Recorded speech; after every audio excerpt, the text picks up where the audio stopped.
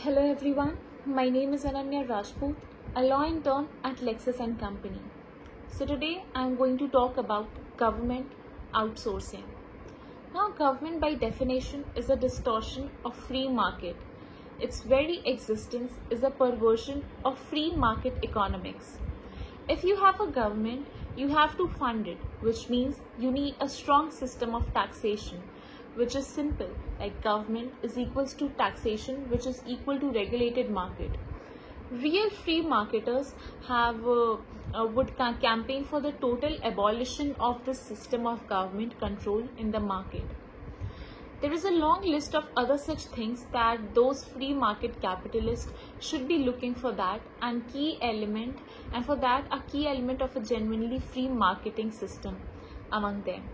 No immigration control or border of any kind, which is free movement of labor. No financial regulation. Perfect information, everybody needs to know everything, otherwise you get unwanted distortion in the market, and perfect rationality. Very few, if any, of those claiming to be free market proponents are actually in favor of these things. Generally, everyone is protesting against specific regulations which materially affect their sector. Let's take an example. If two companies are manufacturing any product like chairs, both completely within US. Now company A moves its operation to India and reduces their labor cost from an average of say $10 per man to 50 cents per month. Now this share would cost the company A half of the earlier price. If this company passes this cost saving to its customer, then ultimately the US customer is getting the benefit of the price reduction. Even if this price reduction is not passed to the customer, it would be passed to the shareholders of the company A, which would mean that now they have more money to spend and ultimately would stimulate demand. But what about company B? What if they cannot compete with the reduction in price? The truth is that nobody knows how widespread the outsourcing phenomenon is or will become in future. It is important to distinguish between jobs lost by a sector of the economy and specific occupations affected within each sector. Catherine Mann, a senior fellow at the Institute of International Economics, say that there isn't much data to support many of the current arguments about outsourcing. When someone loses his job in California, it may appear in Bangalore or in New York. Lots of jobs share moving within the US economy. The loss of jobs in the US to lower paid countries is nothing new. Car makers and steel producers long ago began shuttering factories and ending work abroad. Today, whom does outsourcing affect more?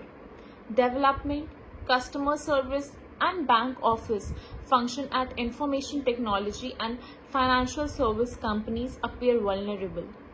Even the highest estimates of job losers to outsourcing are small compared with the gross number of jobs lost in the given year due to layoff.